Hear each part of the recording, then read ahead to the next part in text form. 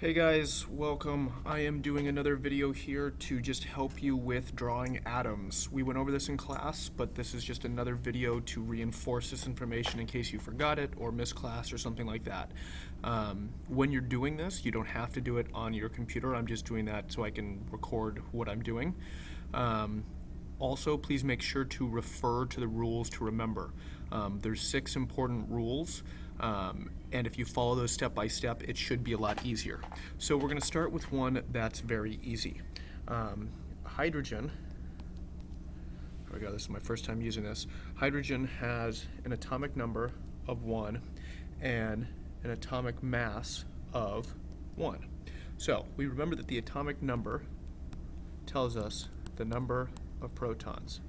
The atomic mass tells us the number of protons and neutrons. So in this case, that's going to be 0, right? Because 1 minus 1 would be 0. So that's how many neutrons we have here. So this one's pretty easy. So in order to draw this atom, you're first going to just write a little h so that you know what you're dealing with. Then you're going to tell how many protons, 1, and how many neutrons, 0. You put this into your nucleus. That's the center of the atom. Now, remember the number of protons in a stable, balanced element is going to equal the number of electrons. And that's the symbol we're going to use for electrons just for shorthand. So if the number of protons equals the number of electrons, and we have 1 proton, that means that in our outer ring, we will have 1 electron. Very simple. That's what your drawing of hydrogen, H, will look like. So now let's see if I can erase this. Wrong button. Alright, so let's start over. This next one's going to be a little bit more complicated. Great. So let's do potassium. Potassium is K.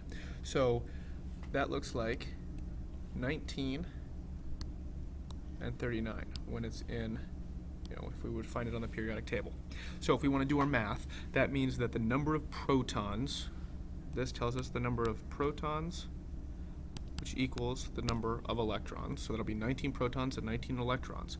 Now if we do our math and we take the atomic mass minus the atomic number, that tells us the number of electrons. So 39 minus 19 equals, 20 neutrons. So we've got 20 neutrons in this atom here. So this one now gets a little bit more complicated. In our nucleus of our atom, we're going to draw a K, so we remember what it is.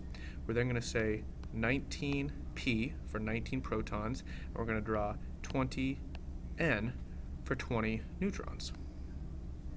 Draw our circle around it. Then, remember that the levels, this is right off your notes, the level number, and then we've got number of electrons.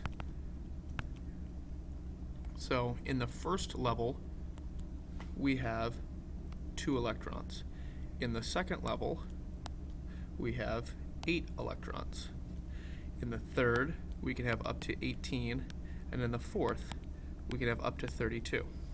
So, since we have 20 neutrons, the first one is obviously going to be full with 2 electrons. So now, out of those 20 electrons, we have 18 left to deal with.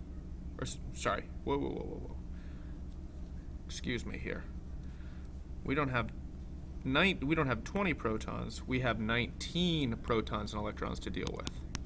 So we just used 2 right here, so that'll become 17 that we've got left. So now the next level, we're now in number 2, that will become, that's also full. That's 8 electron. 8 plus 2 is 10, so we've used another 8, we're down to 9. Now, we would like to just put 9 electrons right here, because in the third level, you can have 18. However, if you look at rule number 6, pay attention to rule number 6. Rule number 6 says, in the outer level, this would be our outer level right now, in the outer level, no atom can have more than 8 electrons. This is more than 8 electrons, so what do? If we erase this and make this 8 electrons, we have minus 8 will leave us 1. We have 1 left over, so the 1 gets bumped out here. And that's how we end up drawing potassium. If you notice, we've got 2 plus 8 plus 8 plus 1, which equals 10, 18, 19, 19 electrons. Check, 19 protons, 20 neutrons. Okay, so all of that makes sense. And if we look at the levels here, in the first level, we've got 2, check. In the second, we've got 8, check. In the third, we don't have more than 18, so that follows the rule. And rather than having 9, since we can't have more than 8 in our final outer level, we bump that 9th out to here. And that works fine because it's less than 32. So that would be potassium. Let's erase this. That's not erasing again. Mr. Kalm is still figuring out exactly how to use this thing. You gotta hold down the button to erase. Yeah. Amazing. And he starts writing again. There's probably a way just to erase the entire page, but we'll figure that out later, won't we? So, let's do one more.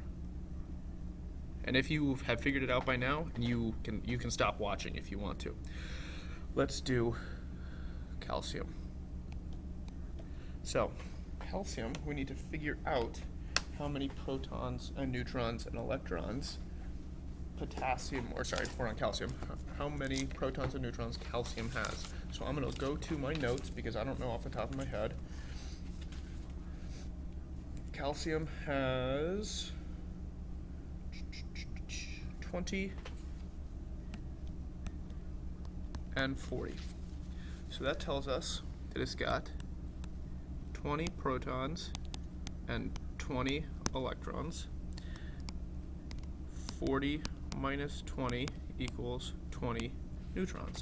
So in our calcium drawing, we're going to have 20 protons, 20 neutrons. So if we now draw our first layer, remember the first layer can have up to 2, so we'll put 2 there. So that'll bring us down to 18.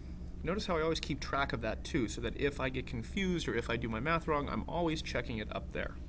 So 2 electrons. Then we can have 8 here, which will bring us down to 10.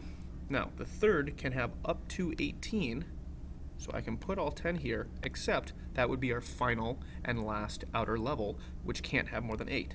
So we erase that. It's going to go back to 8 electrons, and we'll bump those extra 2 out here. And that, ladies and gentlemen, is calcium.